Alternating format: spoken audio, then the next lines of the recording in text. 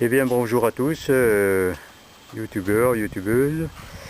Voilà, je vais vous présenter ma machine aujourd'hui, la Sauterelle MP72 800S de chez Bachalu, Chargeur Plus, avec un moteur de 6 chevaux 5. Voilà. C'est le moteur de 6 chevaux 5, essence.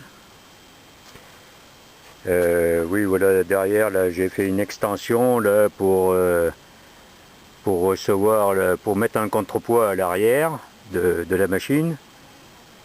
Parce qu'elle est elle est un petit peu trop légère des fois pour quand on veut pelleter. Voilà, j'ai fait quelques petites modifications, des marchepieds. Simplement là, une autre petite modification sur la lame, là, une extension là, ici en haut là, de 8 cm. 8 cm. Voilà. Elle était fournie avec un godet de 30 cm. Et là, ici, là, j'ai changé le vérin du balancier et le vérin qui commande le balancier là, ici. C'est les deux vérins là, du balancier et du godet. C'est le même vérin que celui du bras de dessous là. 60 mm de fût avec une tige de 30 mm. Parce qu'à l'origine, là, les vérins, c'était des vérins avec un fût de 50 mm et une tige de 25 mm. Et là, c'est beaucoup plus costaud. Voilà. Alors, une autre petite modification. Alors, à l'arrière, comme je vous ai fait voir, là, pour recevoir le panier, je vais l'emboîter derrière.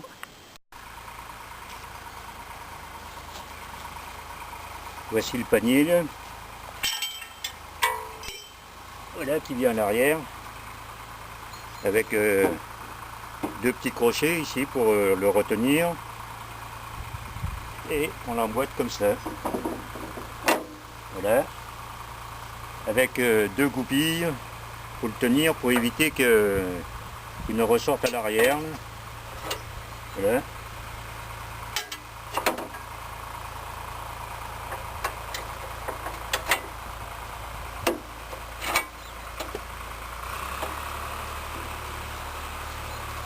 Voilà, alors dans ce panier on peut y mettre des batteries de voiture ou n'importe quoi, des morceaux de ciment ou ce qu'on veut quoi pour faire contrepoids. Voilà. Avant de vous présenter le bras supplémentaire que j'ai fait sur cette machine, je voulais vous présenter en gros la machine par elle-même.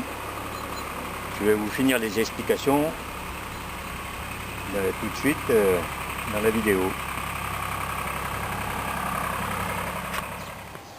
Nous revoici vers l'arrière on change de programme, vers l'arrière de la pelleteuse, là où il y a le moteur. C'est simplement un moteur de 6 chevaux 5. Je ne sais pas si on le voit bien. Voilà, 6 chevaux 5. Voilà, essence, c'est largement suffisant, hein, de toute façon. Ceux qui craignent que ce n'est pas assez costaud, alors un petit truc que j'ai fabriqué aussi qui aidera certains des fois, parce que pour faire le plein d'essence, c'est sous le siège. Ce n'est vraiment pas pratique. Voilà ce que j'ai fait. Un petit truc tout simple, tout bête. Voilà, pour mettre l'essence. Voilà. Là, il s'agit de tuyaux de 32 mm, des coudes. Ici, un petit, les trucs de plomberie là pour tenir justement les colliers pour tenir les tuyaux. Et ici c'était en plastique assez rigide. C'est la moitié d'une bouteille en plastique. Je je crois, les pulvérisateurs là. Enfin bon, vous pouvez le faire avec ce que vous voulez. Et pour tenir le tout, il y a un petit morceau d'urite là ici en caoutchouc pour faire l'étanchéité bien comme il faut en temps. Et ainsi, on peut faire le plein tranquillement. On verse l'essence là, on n'est plus gêné quoi. Voilà. Parce que sinon, même si on met un entonnoir ici, l'entonnoir passe difficilement en hauteur.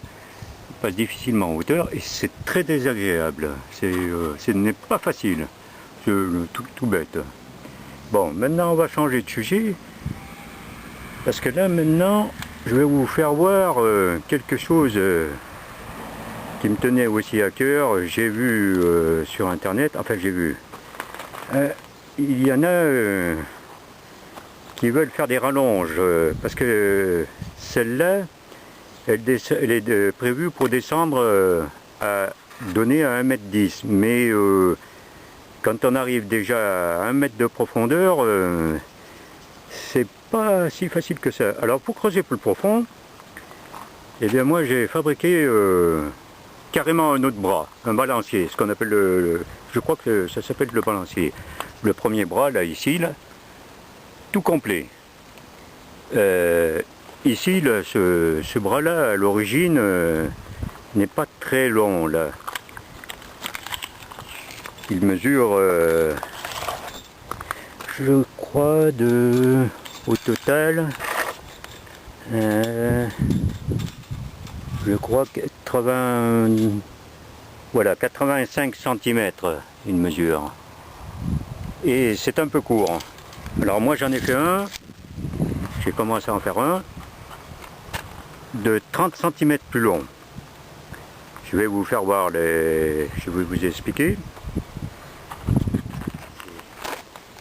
Alors, nous revoilà. Alors,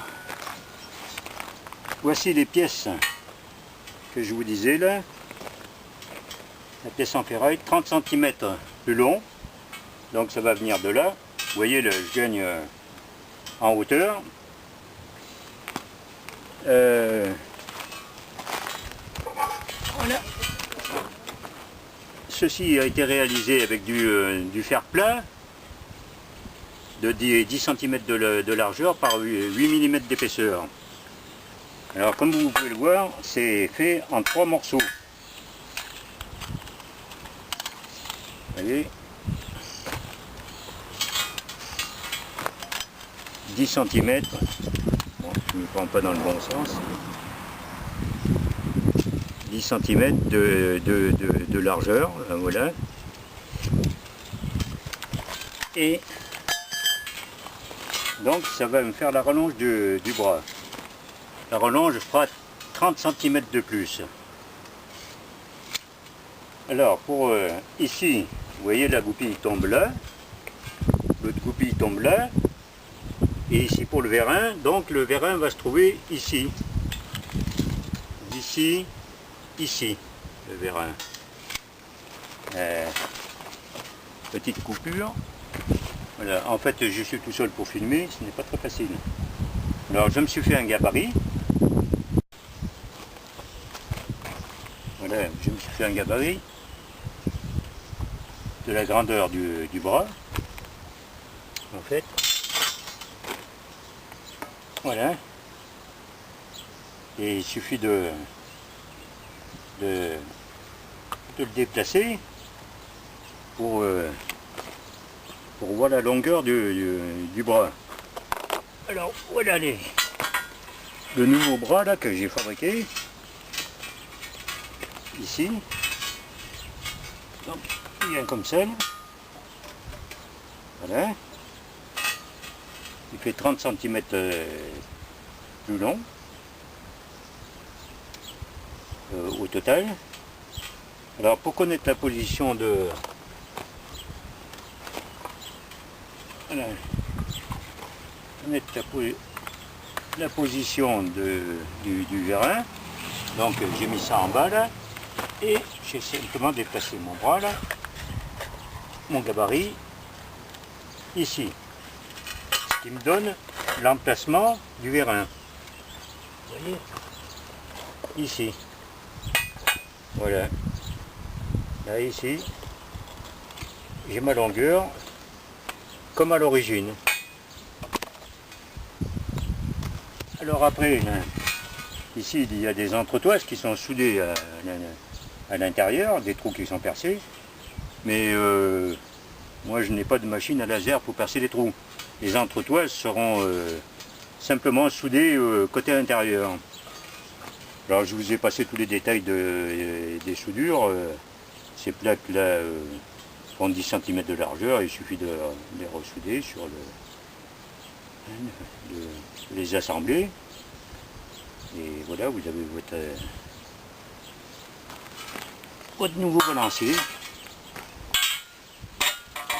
Alors je vais vous faire voir, voilà, pour les entretoises. Ça c'est un bouchon de bouteille de gaz, une vieille bouteille de gaz. On voit même là encore le filetage là, à l'intérieur. C'est bon pour le morceau du haut là. Ici le plus gros là, qui va être ici. Après j'ai d'autres morceaux de tuyaux, du tuyau j'ai trouvé. Et le dernier du bas, là où il va y avoir le godet, c'est fait avec plusieurs morceaux de tuyaux. Je ne sais pas si on le voit ici. Attendez, là on doit le... on le voit plus ou moins bien. Hein. Voilà, c'est peut-être un petit peu, voilà, comme ça là. Voilà. En fait, bon, c'est fait avec plusieurs tuyaux. Il y en a 1, 2, 3, 4. 4 tuyaux, les uns sont emboîtés les uns dans les autres. Quand ça n'allait pas, que les tuyaux, soit ils flottaient, je les agrandissais, je les coupais dans le sens de la longueur, je les agrandissais, ou soit ils étaient légèrement trop grands, à ce moment-là, je les rapetissais dans la presse, je les resserrais en fait, un petit coup de soudure, et puis ça y est, et puis là ça me fait le gros morceau, c'est le gros morceau qui va en bas pour tenir le godet. Voilà, ici là, c'est ce morceau, là où il va y avoir le godet. Et là, il est obligé d'être renforcé, à moins que vous ayez une pièce, que vous pouvez trouver une pièce. Bon, voilà. Après, reste plus qu'à souder.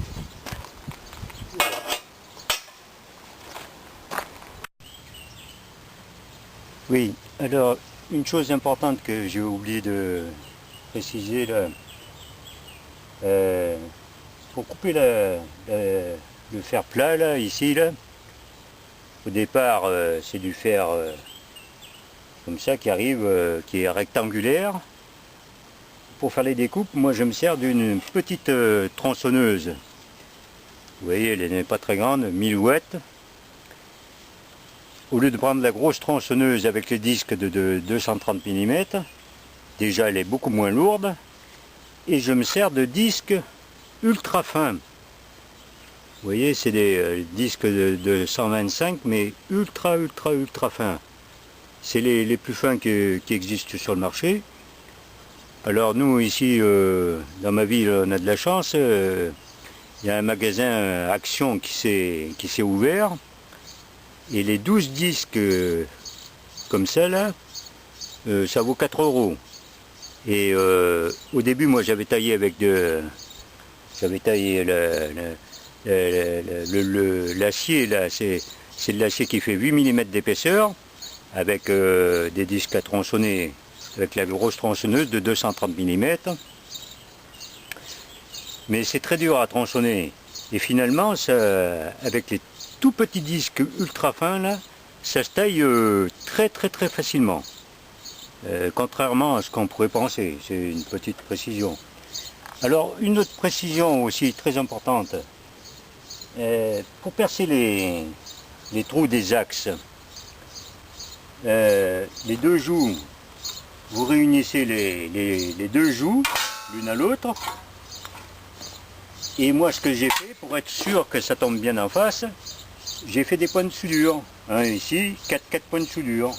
Provisoire, bien sûr. Ici, un là, un au bout, un à l'autre bout. Et ainsi, mes mes deux plaques d'acier étaient parfaitement bien tenues, et donc mes trous, j'étais sûr de pouvoir faire mes trous bien parallèles, bien comme il faut, quoi. Voilà, c'était une petite précision que je voulais apporter, parce que si on les perce un par un, on n'est pas sûr de tomber, celui-là pourrait tomber à côté, l'autre à côté, l'autre à côté, au moins on est sûr de tomber bon comme il faut, voilà. Alors parmi tous les godets que j'ai fabriqués, j'en ai fabriqué un de 60 cm. Le soleil commence à tourner là. Bon, je vais essayer de vous le déplacer. Voilà. Toujours avec de la toule de récupération. Voyez. Alors pour percer les trous, le plus dur c'est aussi de percer les trous de 20 mm là. Dans les deux ailes là, qui tiennent le godet. Pour ça, j'ai acheté une mèche de 20 mm Brico Dépôt. La mèche, rien à dire, mais il a fallu aussi que j'achète une perceuse. J'ai pris aussi la perceuse de Brico Dépôt. Alors voici la bête là. C'est la marque Titan. Je crois que oui, le moteur c'est 700 watts. Une 700 watts. C'est, disons, juste assez costaud. Et voici la fameuse mèche, 20 mm. Ah, par contre, c'est pas donné. Hein. Une mèche comme ça, je crois que c'est 25 € la mèche. Mais bon, on arrive à percer les trous en faisant plusieurs trous à plusieurs dimensions. Par contre, je vous conseille d'utiliser du lubrifiant. Moi, ce que j'ai utilisé pour percer, c'est de la WD-40. Voilà, de WD-40, c'est de l'huile de coupe. Acheté vous pouvez trouver ça chez Monsieur Bricolage, ou un peu n'importe où, quoi. Parce que sinon, vous percez de la tôle qui fait 8 mm d'épaisseur, c'est un peu raide.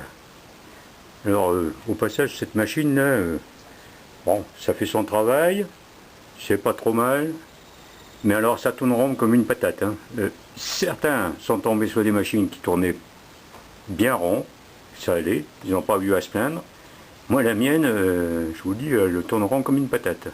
Enfin bon, ça n'a pas besoin d'une précision au dixième de millimètre, hein, c'est simplement pour tenir les goupilles. Alors voilà, c'était un petit clin d'œil au passage. Oui, voilà. Une petite chose que j'ai oublié de vous préciser tout à l'heure dans la vidéo, quand je vous ai dit précédemment que j'avais changé ce vérin là, et le vérin du balancier ici là, certains pourront se poser la question du prix. Les deux vérins m'ont coûté 282 € toute taxe. Certains vont dire c'est pas donné, même moi je me suis dit c'est pas donné. Mais comme je vous l'avais dit dans la vidéo, c'est le jour et la nuit, hein. Ça vaut la dépense. Et ne vous inquiétez pas, si vous les changez, vous ne serez pas déçus. Et ce vérin là, vous voyez, le corps est de 60 mm, c'est le même vérin que celui-ci du gros bras là, qui part d'en bas là. Celui-ci aussi il fait 60, le corps fait 60 mm et la tige fait 30 mm de grosseur. Donc il n'y a pas de problème. Ça. Après, faut pas forcer dessus comme un âne. Vous pouvez forcer sur la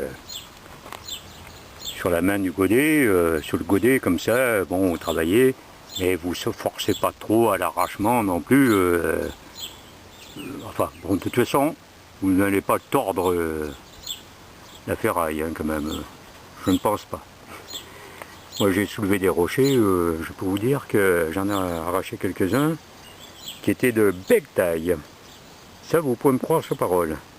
D'ailleurs à ce point de vue, la petite pelleteuse, la sauterelle, là, on l'appelle la pelleteuse des retraités. Mais moi j'en suis très très content. C'est vrai que ça remplace bien la pioche. C'est beaucoup moins fatigant de travailler avec les manettes qu'avec une pioche. Et vous voyez le modèle de 2018, bien sûr c'est des manettes avec en croix les avant, arrière, tout. Ça marche, je ne sais plus comment on appelle ça, le modèle en croix, là, sur une seule manette. Ici, là, pour baisser la lame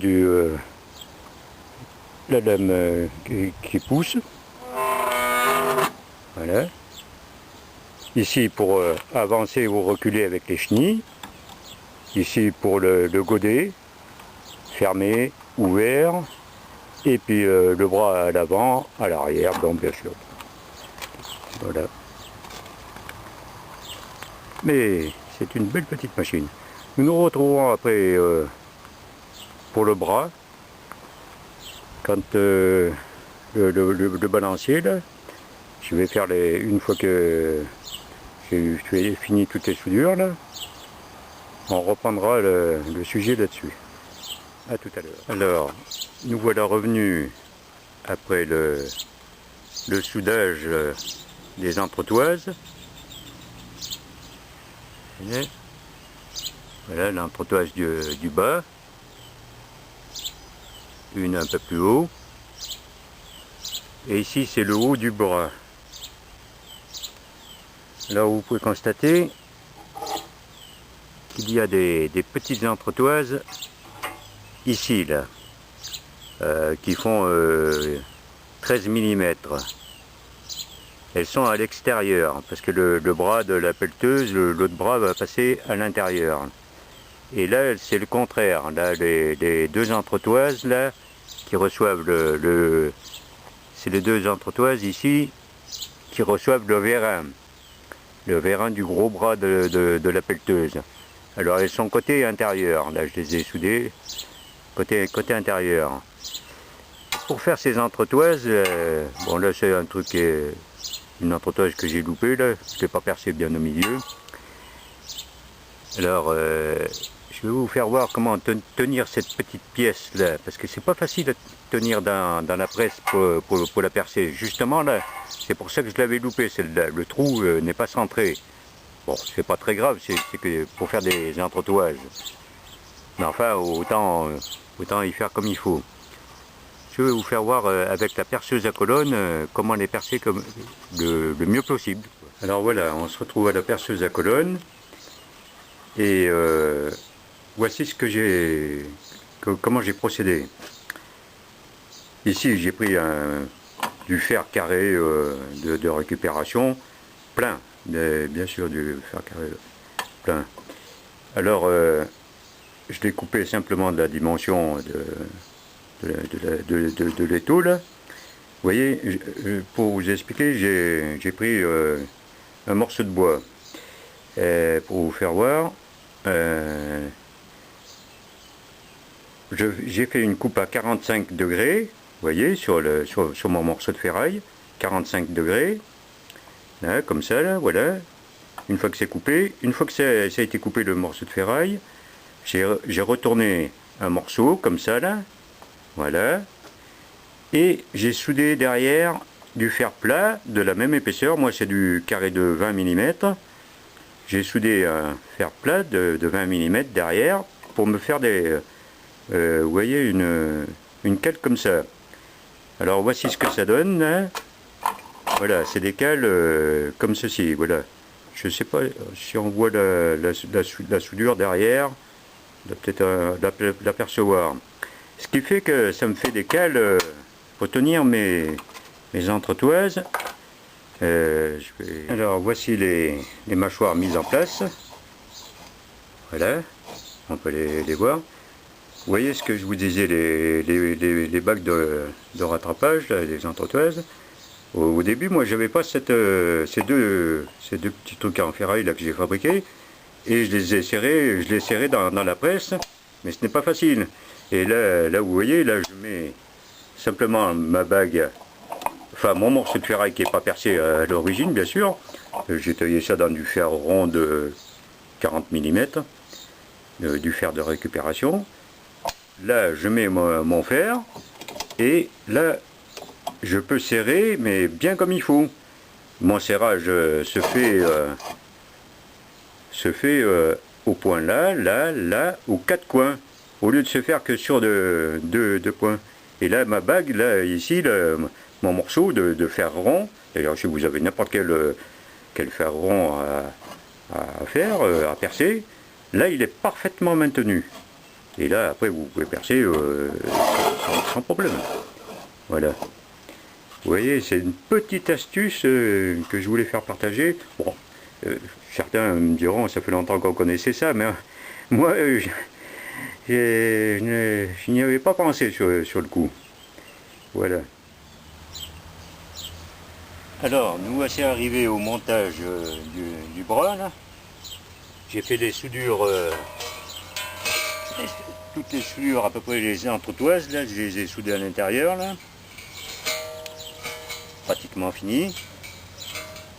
Alors voilà, par rapport à la longueur du bras d'origine, vous voyez que c'est beaucoup plus long quand même. On va procéder au démontage et on va voir si tout marche bien. Là, on a découpé ça. Là, j'avais préalablement enlevé les petites goupilles, certaines. Ça. Voilà. Là, on dépose le vérin. Là, j'ai mis des chiffons, c'est simplement pour protéger quand le vérin va tomber, ça ne cogne pas sur la ferraille. Voilà.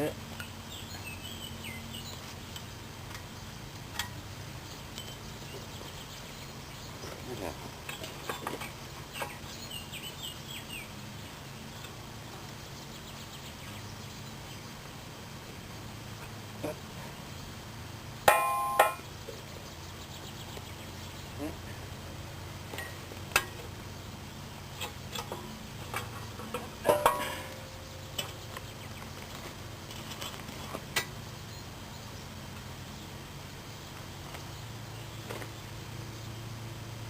Ouais. Bon, là par contre c'est un peu gras, il y a un peu de graisse.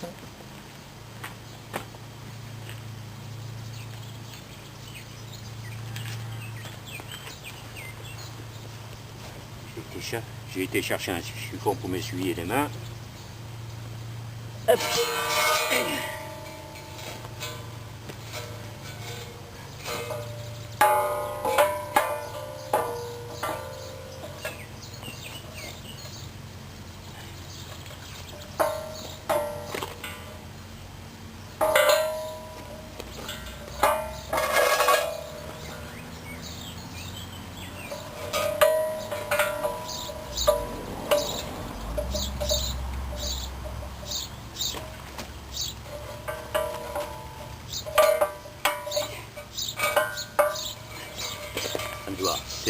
C'est un petit peu lourd. Là. Alors voilà le bras monté. Bon, étant donné que je suis tout seul pour le monter, j'ai fait une petite coupure. Je vais vous faire voir la différence par rapport au bras d'origine.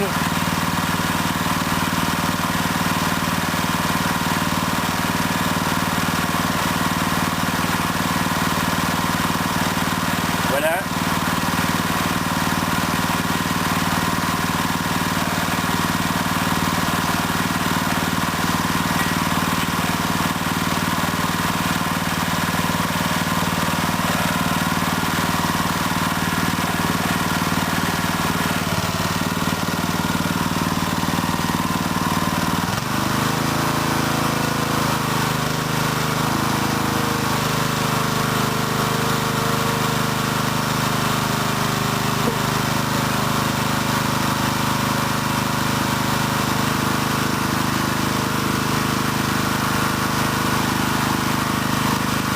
voici la flèche une fois montée. Bon ben je vais mesurer à quelle hauteur est-ce que ça monte. J'avais un peu de mal à charger dans une benne qui est derrière les tracteurs, enfin dans des bennes qui montent derrière les tracteurs, pas les gros tracteurs. Mais là je pense qu'avec les 30 cm de plus, là il n'y aura aucun souci. Je vais mesurer la hauteur maintenant du godet par rapport à ça.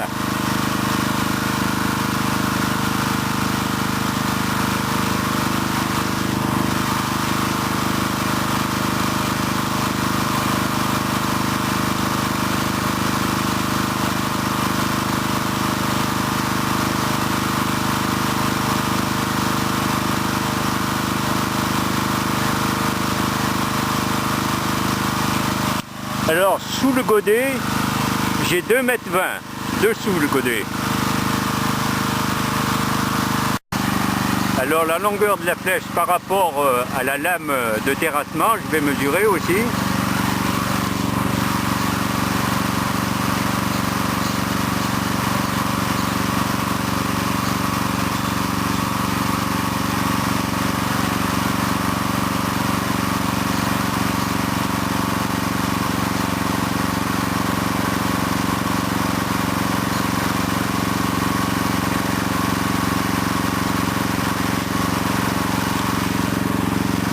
Par rapport à la lame de terrassement, j'obtiens 2,20 m aussi, autant du godet. Voilà.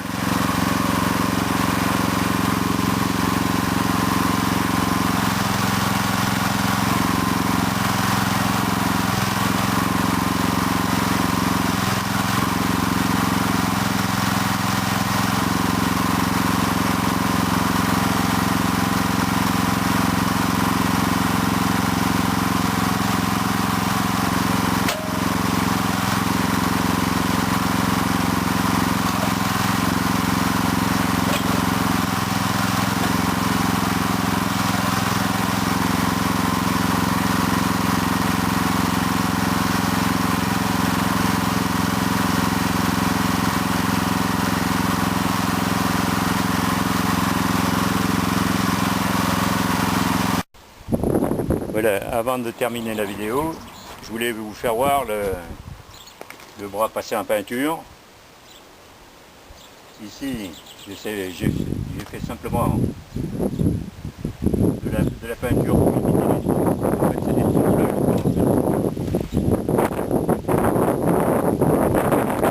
Précédemment, voilà la différence entre le et la rallonge.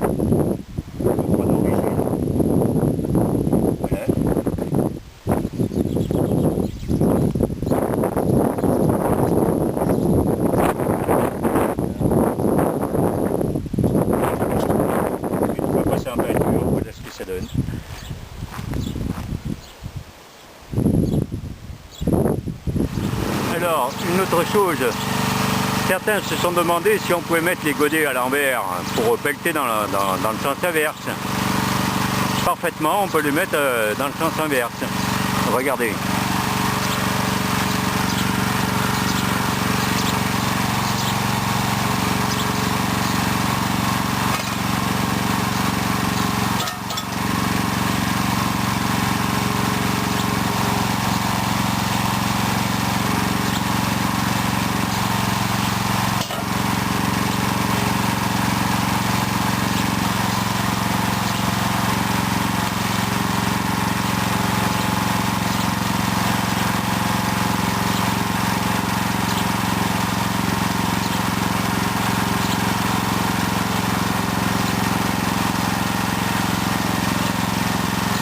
Voilà, vous voyez, on peut parfaitement le pelleter à l'envers, dans le sens inverse.